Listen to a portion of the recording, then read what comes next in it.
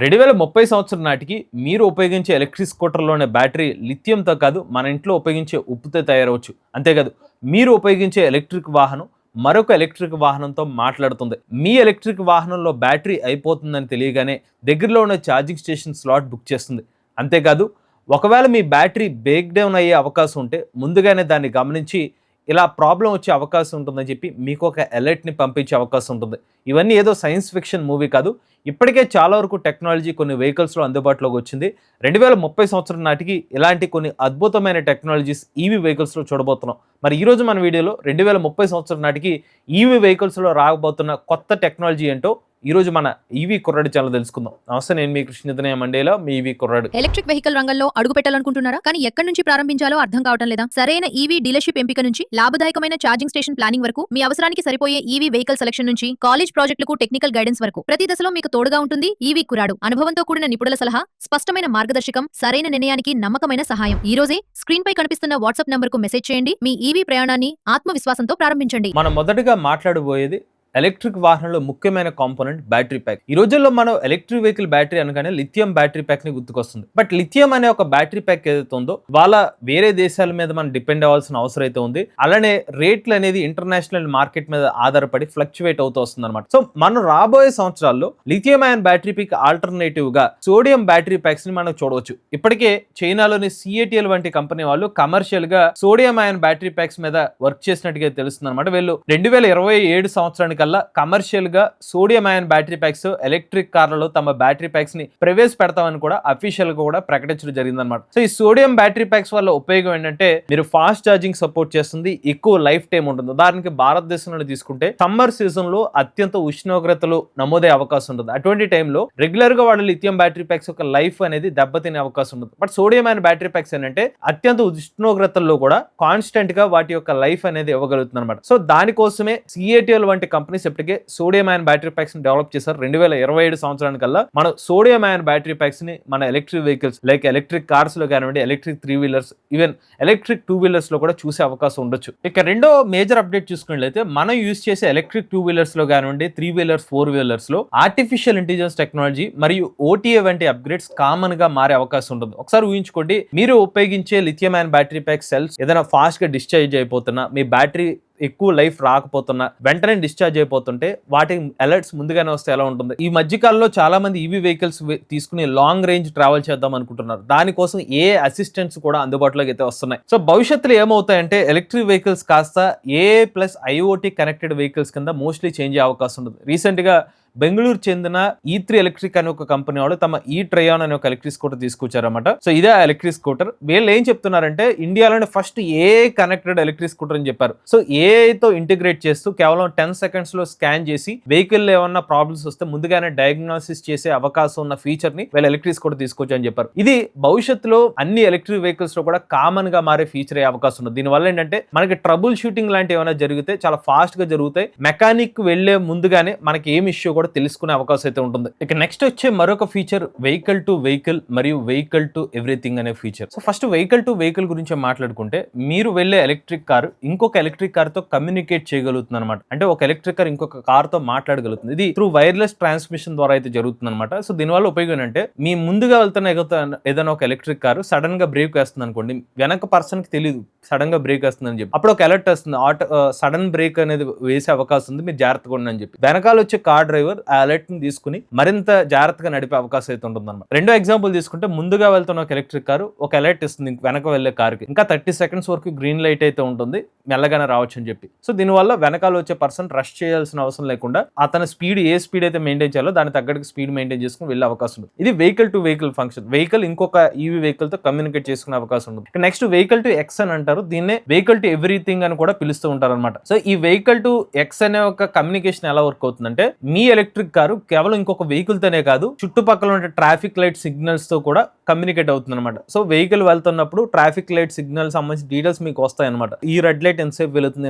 ఈ particular light ఎంతసేపు వెళుతుంది అని చెప్పేసరికి దాని తగ్గట్టుగా మీరు జర్నీ అనేది ప్లాన్ చేసుకుంటారు. అలానే ట్రాఫిక్ సంబంధించిన కమ్యూనికేషన్ వస్తుంది, పలానా ఏరియాలో కొంచెం ట్రాఫిక్ జామ్ ఎక్కువగా ఉంది, ఇలాంటి సమాచారం అంతా కూడా మీకు ముందుగానే తెలుస్తుంది అనమాట. సో దీనివల్ల ఏంటంటే భవిష్యత్తులో మీ జర్నీని మరింత ఈజీగా ప్లాన్ చేసుకోవడం కానివ్వండి, వెహికల్ టు వెహికల్ ద్వారా మీరు కమ్యూనికేట్ చేసుకుని యాక్సిడెంట్స్ లాంటివి నివారించుకునే అవకాశం కూడా ఉంటుంది. ఇక తర్వాత వస్తున్న మరొక గేమ్ చేంజింగ్ టెక్నాలజీ ఏంటంటే సాలిడ్ స్టేట్ బ్యాటరీ ప్యాక్స్ అనమాట. సాధారణ లిథియం అయాన్ బ్యాటరీ ప్యాక్స్ లో మనకి లిక్విడ్ ఎలక్ట్రోలైట్ అయితే ఉంటుంది. మనం మాట్లాడుకోబోయే ఫ్యూచర్ టెక్నాలజీలో సాలిడ్ స్టేట్ బ్యాటరీ ప్యాక్స్ లో ఎలక్ట్రోలైట్ అనేది సాలిడ్ స్టేట్ లో అయితే ఉంటుంది అనమాట. సో దీనివల్ల ఏంటంటే మీకు ఫైర్ ఇన్సిడెంట్స్ అనేది చాలా నెగ్లిజిబుల్ అయితే ఉంటుంది అనమాట. అంతేకాకుండా ఎనర్జీ డెన్సిటీ కూడా ఎక్కువ అయ్యే అవకాశం ఉంటుంది. మీకు 700 నుంచి 800 కిలోమీటర్ల వరకు రేంజ్ ఇచ్చే వెహికల్స్ అయితే వస్తాయి. చాలా తక్కువ టైంలోనే ఫాస్ట్ ఛార్జింగ్ కూడా అయ్యే అవకాశం అయితే ఉంటుంది. దీనికి ఒక బెస్ట్ ఎగ్జాంపుల్ ఏంటంటే రీసెంట్ గా వెర్జ్ కంపెనీ వాళ్ళు డోనట్ అనే ఒక బ్యాటరీ ప్యాక్ టెక్నాలజీని అయితే డెవలప్ చేశారన్నమాట. వీళ్ళ వెహికల్స్ లో సాలిడ్ స్టేట్ బ్యాటరీ ప్యాక్స్ అయితే యూజ్ చేస్తున్నామని చెప్పారు. 2027 సంవత్సరం కల్లా ఈ వెహికల్స్ కూడా తీసుకొస్తామని చెప్తున్నారు. ఇందులో మీకు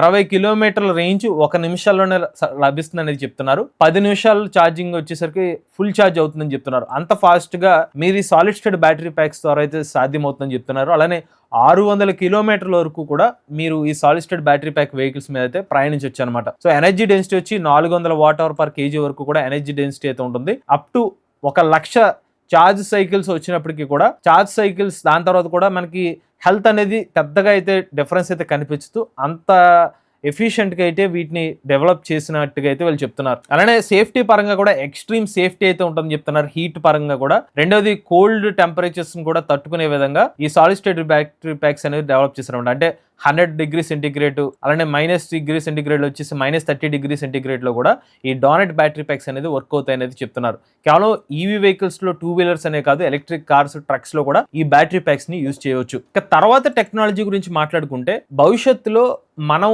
యూజ్ చేసే మోటార్ టెక్నాలజీలో విప్లవాత్మక చేంజెస్ అయితే రాబోతున్నాయి అనమాట. రీసెంట్ గా బెంగళూరు చెందిన వెమాగ్ ల్యాబ్స్ అనే ఒక కంపెనీ వాళ్ళు సాఫ్ట్వేర్ డిఫైన్డ్ మోటార్స్ అయితే తీసుకొచ్చారు. సాధారణంగా పర్మనెంట్ మ్యాగ్నెట్ సింక్రనస్ మోటార్స్ అనేది మనం వింటూ ఉంటాం అనమాట. బట్ వీళ్ళు ఏం చేస్తారంటే సాఫ్ట్వేర్ తో ఒక అయస్కాంతపు శక్తిని క్రియేట్ చేసి మనకి రేర్ ఎర్త్ మెటల్స్ అవసరం లేకుండానే సాఫ్ట్వేర్ తో మ్యాగ్నెటిక్ ఫీల్డ్ అయితే క్రియేట్ చేస్తూ ఆ మోటార్ ని రన్ చేసే విధంగా ఒక సరికొత్త మోటార్ టెక్నాలజీని వెమాగ్ ల్యాబ్స్ వాళ్ళైతే క్రియేట్ చేశారన్నమాట. సో దీనివల్ల ఏమవుతుందంటే మన ప్రపంచ దేశాల్లో కొరతగా ఉన్న మనకి రేర్ ఎర్త్ మెటల్స్ మీద డిపెండ్ అవ్వాల్సిన అవసరం లేకుండానే ఇలాంటి ఒక ఆల్టర్నేటివ్ మోటార్ టెక్నాలజీ మన దగ్గర ఉంటే గనక వేరే దేశాల మీద డిపెండెన్సీ తగ్గించుకుని మన భారతదేశంలోనే మనకు కావాల్సినట్టుగా మోటార్స్ అయితే తయారు చేసుకోవచ్చు. డిపెండెన్సీ తగ్గుతుంది, కాస్ట్ ను కూడా మన చేతిలో కంట్రోలింగ్ అయితే ఉంటుంది అనమాట. వెమాగ్ ల్యాబ్స్ గురించి ఒక డీటెయిల్డ్ వీడియోని ఆల్రెడీ మన ఈవీ కుర్రాడి ఛానల్ అప్లోడ్ అయితే చేసాము. ఒకవేళ మీరు చూడకపోతే ఆ వీడియో కూడా చూడొచ్చు. ఇక నెక్స్ట్ ఫ్యూచర్ టెక్నాలజీ గురించి మాట్లాడుకుంటే రేర్ ఎర్త్ ఫ్రీ మోటార్స్ అనమాట.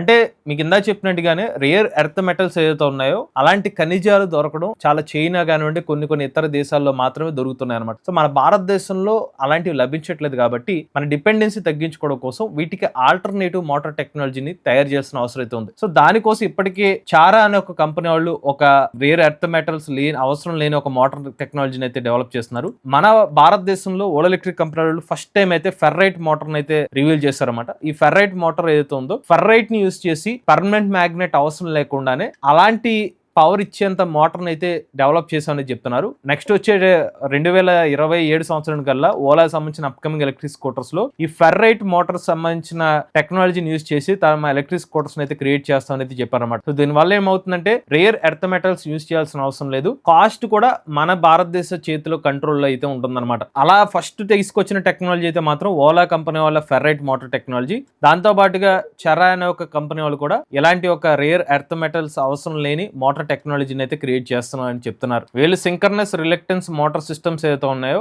ఇంటెలిజెంట్ కంట్రోలర్స్ ని యూజ్ చేసి ఈ సరికొత్త మోటార్ టెక్నాలజీని అయితే డెవలప్ చేసామని చెప్తున్నారు. ఇక నెక్స్ట్ ఈవీ టెక్నాలజీలో మరొక రెవల్యూషనరీ టెక్నాలజీ ఏంటంటే లైట్ వెయిట్ మెటీరియల్స్ మరియు స్ట్రక్చరల్ చాసెస్ అనమాట. ఇవాళ ఒక ఎలక్ట్రిక్ వెహికల్ యొక్క రేంజ్ ని నిర్ణయించేది కేవలం ఆ ఎలక్ట్రిక్ వెహికల్ లో యూజ్ చేసే బ్యాటరీ మాత్రమే కాదు, ఆ వెహికల్ యొక్క బరువు కూడా అనమాట. సో వెహికల్ యొక్క బరువుకి యాడ్ అయ్యే కాంపోనెంట్స్ అంటే వెహికల్ యొక్క బరువు పెరిగే కొద్దీ రేంజ్ తగ్గే అవకాశం ఉంటుంది. సో దానికోసమే ప్రతి కంపెనీ వాళ్ళు కూడా ఆ వెహికల్ లో యూజ్ చేసే చాసీ యొక్క ఎలిమెంట్స్ అనేది కొత్త ఇన్నోవేషన్ చేస్తూ ఉంటారు. దానికి ఒకప్పుడు స్టీల్ వాడేవారు, దాని తర్వాత అల్యూమినియం అలాయ్, ఆ తర్వాత carbon composite, high strength plastics, ఇలా డిఫరెంట్ మెటీరియల్స్ కి అప్గ్రేడ్ అవుతూ వస్తున్నారు అనమాట. ప్రజెంట్ మనకి కార్బన్ కాంపోజిట్ కానివ్వండి, లేకపోతే అల్యూమినియం అలాయ్ ఏదైతే ఉందో ఈ పర్టికులర్ టెక్నాలజీస్ వల్ల లోపల వెహికల్ సంబంధించిన చాసిస్ వెయిట్ తగ్గుతుంది, బట్ స్ట్రెంత్ అయితే ఎక్కువ ఉంటుంది. లైట్ వెయిట్ ఉండడం వల్ల వెహికల్ యొక్క రేంజ్ పెరిగే అవకాశం అయితే ఉంటుంది అనమాట. సో ఎగ్జాక్ట్ గా భవిష్యత్తులో ఈ చాసిస్ సంబంధించిన మెటీరియల్స్ లో కొత్త ఇన్నోవేషన్ అవకాశం వస్తుంది. అలానే ప్లాస్టిక్స్ లో కూడా మరింత light weight more durable plastic వచ్చే అవకాశం కూడా మార్కెట్ లో కనిపిస్తుంది అనమాట. సో దీనివల్ల కూడా మనకు భవిష్యత్తులో ఎలక్ట్రిక్ వెహికల్ యొక్క రేంజ్ పెరిగే అవకాశం ఉంటుంది. ఇక భవిష్యత్తులో మనం చూడబోయే మరొక ఇంట్రెస్టింగ్ టెక్నాలజీ ఏంటంటే న్యూరల్ అసిస్టెంట్ మరియు స్మార్ట్ రిజర్వేషన్. ఇది ఏంటంటే ఈ మధ్యకాలంలో ఈవీ వెహికల్స్ యూజ్ చేసి ట్రిప్స్ ప్లాన్ చేద్దామని చాలా మంది అనుకుంటూ ఉంటారు. సో ఉదాహరణకి ఒక హైవే ట్రిప్ అని కార్ మీద వెళ్తున్నప్పుడు వాళ్ళ ట్రిప్ ని ఎలా ప్లాన్ చేసుకోవచ్చు అని చెప్పి అసిస్టెన్స్ ఇస్తుంది అనమాట. అదే న్యూరల్ అసిస్టెన్స్. సో ఈ న్యూరల్ అసిస్టెంట్ ఎలా పనిచేస్తుందంటే మీ వెహికల్ సంబంధించిన డీటెయిల్స్ ని మీ గూగుల్ మ్యాప్స్ లేకపోతే జీమెయిల్ లేకపోతే క్యాలెండర్ అన్నిటికీ సింక్ చేసుకుని మీ యొక్క వెహికల్ బ్యాటరీ పవర్ ని బట్టి మీరు ఈ రూట్ లో వెళ్తే బెటరా, లేకపోతే వేరే రూట్ లో వెళ్తే బెటరా, లేకపోతే పలానా రోజు ఈ టైంకి వెళ్తే మీకు బెటర్ ఉంటుంది అని కూడా మీకు సజెషన్స్ అయితే ఇస్తుంది అనమాట. అలానే ఫాస్ట్ ఛార్జింగ్ స్టేషన్స్ ఎక్కడ ఉన్నాయి, ప్రీ కండిషనింగ్ బ్యాటరీ టెంపరేచర్స్ ని కూడా మీకు సజెస్ట్ చేస్తూ ఒక ఆప్టిమైజ్డ్ రూట్ అనేది మీకు రికమెండ్ చేస్తుంది అనమాట. అలాంటి ఒక న్యూరల్ అసిస్టెంట్ కానివ్వండి, స్మార్ట్ రిజర్వేషన్ అనేది భవిష్యత్తులో వచ్చే ఎలక్ట్రిక్ వెహికల్స్ లో కూడా మనం ఎక్స్పెక్ట్ చేయవచ్చు. ఇక నెక్స్ట్ భవిష్యత్తులో మనం వెహికల్ టు గ్రిడ్ అనే ఒక టెక్నాలజీని ఎక్కువగా చూసే అవకాశం అయితే ఉంటుంది అనమాట. సో ఈ వెహికల్ టు గ్రిడ్ అనే ఒక కాన్సెప్ట్ ఏంటంటే ఈ మధ్య కాలంలో మనం యూజ్ చేసే ఎలక్ట్రిక్ కార్లో తీసుకుంటే కనుక బ్యాటరీ ప్యాక్ కెపాసిటీ పెరుగుతూ వెళ్తుంది. సో ఒకప్పుడు ఒక 30 kWh బ్యాటరీ ప్యాక్ కెపాసిటీ ఎక్కువ అనుకుంటే ఇవాళ 80 kWh 100 kWh battery pack capacity ఉన్న కార్స్ కూడా మార్కెట్ లో అందుబాటులోకి వచ్చినాయి. సో అలాంటి కార్స్ ని మీరు ఒకవేళ ఆ బ్యాటరీ ప్యాక్ ని ఎనర్జీని యూజ్ చేయకుండా వృధాగా వదిలేసే బదులు మీ కార్ యొక్క బ్యాటరీ ప్యాక్ ని గ్రిడ్ కి ఇచ్చే అవకాశం అయితే ఉంటుంది అనమాట. సో మీ కార్ యొక్క బ్యాటరీ ప్యాక్ లో ఉన్న ఎనర్జీని మీరు ఒకవేళ పలానా డేటు పలానా వీక్ వాడట్లేదు అని అనుకున్నప్పుడు గ్రిడ్ కి ఇస్తే ఆ గ్రిడ్ కి మీరు పవర్ ఇచ్చినందుకు కాను మీరు మనీ కూడా ఎర్న్ చేసుకునే అవకాశం అయితే ఉంటుంది. సో ఇది ఒక ఎగ్జాంపుల్ అనమాట. మీరు ఒక ఎలక్ట్రిక్ వెహికల్ ఛార్జింగ్ పెట్టుకున్నారు, సో గ్రిడ్ నుంచి మీరు పవర్ తీసుకుంటున్నారు. సో ఇలా జనరల్ గా చేసే ప్రాసెస్ ఎలా జరుగుతుంది, ఒకవేళ మీరు గనక వాడుకోని పరిస్థితుల్లో మీ వెహికల్ నుంచి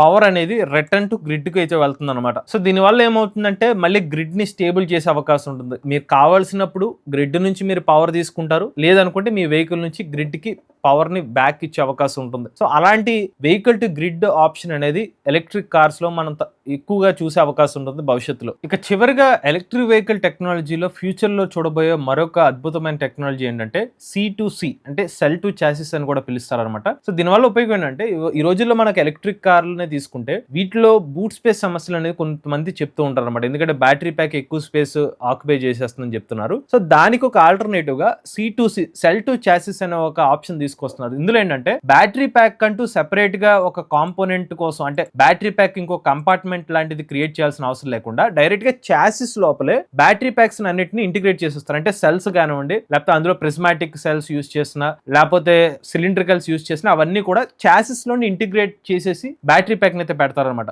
ఎటువంటి మాడ్యూల్స్ అనేవి బ్యాటరీ ప్యాక్ కోసం సెపరేట్ గా ఉండదు. డైరెక్ట్ గా చాసిస్ కార్ లోపల ఉన్న చాసిస్ లోపలే బ్యాటరీ ప్యాక్స్ ని ఇంటిగ్రేట్ చేసేస్తారన్నమాట. సో చాసిస్ లోపల డైరెక్ట్ గా సెల్స్ అనేది ఇంటిగ్రేట్ చేసేస్తారు. వీళ్ళు ఉదాహరణకి CATL వంటి కంపెనీని తీసుకుంటే 110 kWh బ్యాటరీ ప్యాక్ కెపాసిటీని ఈ చాసిస్ లోపల ఇంటిగ్రేట్ చేశారనమాట. వీళ్ళు భవిష్యత్తులో 120 kWh కెపాసిటీ వరకు కూడా పెంచుకునే అవకాశం ఉంటుందని చెప్తున్నారు. ముఖ్యంగా దీనివల్ల అడ్వాంటేజ్ ఏంటంటే బూట్ స్పేస్ అనేది పెరుగుతుంది అనమాట. రెండోది బ్యాటరీ ప్యాక్ సంబంధించిన ఎడిషనల్ వెయిట్ అనేది కొంతమేరకు తగ్గించవచ్చు. ఎందుకంటే మళ్ళీ బ్యాటరీ ప్యాక్ కోసం ఎడిషనల్ కంపార్ట్మెంట్ లాంటిది క్రియేట్ చేయాల్సిన అవసరం అయితే ఉండదు అనమాట. అలానే మరింత ఎక్కువ డిస్టెన్స్ ట్రావెల్ చేసే అవకాశం కూడా ఈ C2C అనే ఒక టెక్నాలజీ వల్ల పాసిబిలిటీ అయితే ఉంటుంది. ఇవి భవిష్యత్తులో ఎలక్ట్రిక్ వెహికల్ టెక్నాలజీలో రాబోతున్న కొన్ని గేమ్ చేంజింగ్ టెక్నాలజీస్ అనమాట. సో ఈ టెక్నాలజీస్ ఏదైతే ఉన్నాయో రాబోయే సంవత్సరాల్లో 2030 సంవత్సరానికల్లా మన ఎలక్ట్రిక్ వెహికల్స్ లో ఇలాంటి కొత్త టెక్నాలజీస్ అనేవి మనం చూసే అవకాశం ఉంటుంది. మరి ఈ టెక్నాలజీలో మీకు బాగా ఇంట్రెస్టింగ్ గా అనిపించిన టెక్నాలజీని కామెంట్ రూపంలో చెప్పండి. అలానే మీలో కూడా ఎలక్ట్రిక్ వెహికల్ వస్తుంది మీ ఓనర్షిప్ మాతో షేర్ అవుతుంది. లేదు స్క్రీన్ పై కనిపించే నెంబర్ వాట్సాప్ చేయండి, లేదంటే డిస్క్రిప్షన్ ఫామ్ ఫిల్ చేయండి. ఈ వీడియో కానీ మీరు నచ్చలేదు ఈవీ కొరాడి ఛానల్ సబ్స్క్రైబ్ చేసుకోండి. లేటెస్ట్ అప్డేట్స్ కోసం ఈవీ కొరాడి ఛానల్, ఆటోమొబైల్ ఎంవేస్ తెలుగు ఛానల్, ఏ కనుక తెలుగు ఛానల్ సబ్స్క్రైబ్ చేసుకోండి. Charge nature drive future.